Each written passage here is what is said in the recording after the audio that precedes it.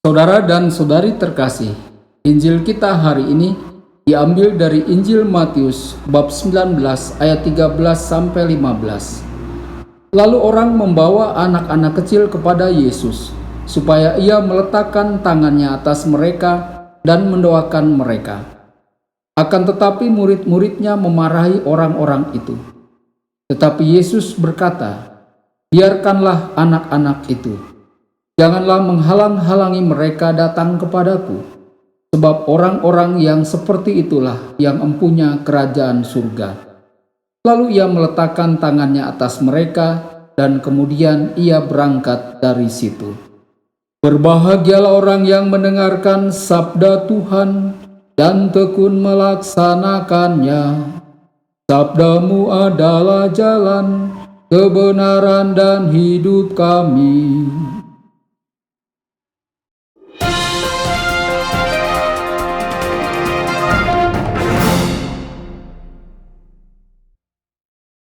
Saudara dan saudari terkasih, jumpa lagi dengan saya Romo Tedens dalam saluran Warta Kabar Sukacita. Semoga Anda semua dimanapun berada, tetap dalam keadaan sehat dan bahagia. Injil kita hari ini diambil dari Injil Matius bab 19 ayat 13 sampai 15. Injil hari ini sangat singkat, hanya terdiri dari 3 ayat. Injil hari ini menguraikan bagaimana Yesus menerima anak-anak kecil. Ayat 13, sikap para murid sehubungan dengan anak-anak. Orang-orang membawa anak-anak kecil kepada Yesus. Yesus meletakkan tangannya ke atas mereka dan berdoa. Namun para murid memarahi para ibu itu. Mengapa? Karena anak-anak belum berguna dalam kehidupan. Dalam hukum kemurnian juga dikatakan penting untuk menghindari anak-anak itu dan jangan menyentuh Yesus, karena Yesus akan menjadi najis. Hal ini pernah terjadi ketika seorang penderita kusta menyentuh Yesus. Yesus menjadi najis, tidak suci lagi, dan tidak dapat lagi memasuki kota itu. Ia harus tetap berada di tempat-tempat yang kosong. Ayat 14-15. Bagaimana sikap Yesus? Yesus menerima dan membela kehidupan anak-anak.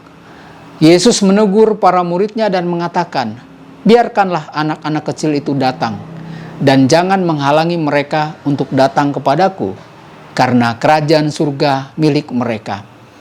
Yesus tidak peduli mengenai pelanggaran terhadap norma-norma yang mencegah persaudaraan dan penerimaan untuk diberikan kepada anak-anak kecil.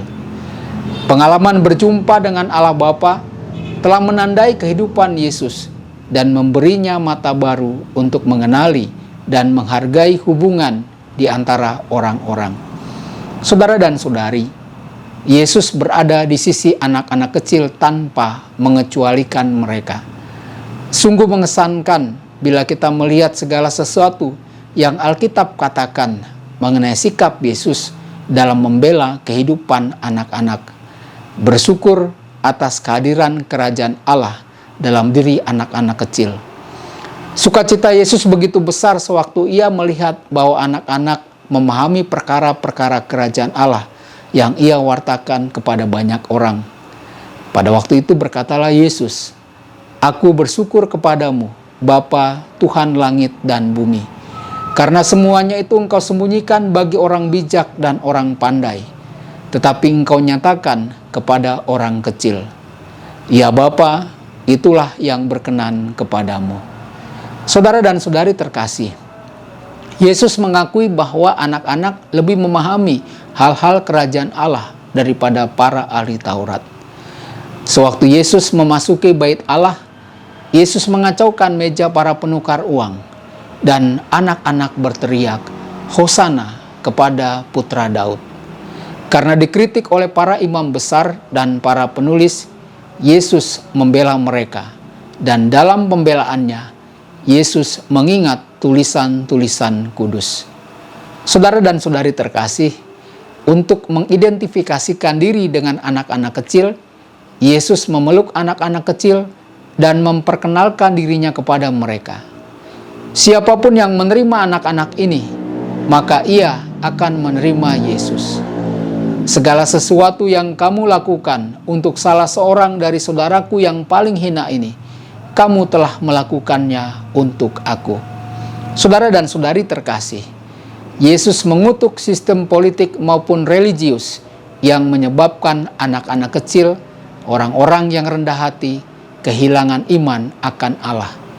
Oleh karena itu, Yesus mengatakan, akan lebih baik jika mereka dilemparkan ke dalam laut dengan sebuah batu kilangan di leher mereka. Saudara dan saudari, apa pesan warta sukacita bagi kita hari ini? Pesan warta sukacita bagi kita hari ini adalah agar kita menjadi orang yang rendah hati dan mau menggantungkan hidup kita seluruhnya kepada Allah. Tuhan memberkati Anda semua. Sabda Allah adalah kebenaran. Sabda Allah adalah kehidupan. Mari kita mencintainya, mari kita menghayatinya. Ya Tuhan yang ku muliakan, sabda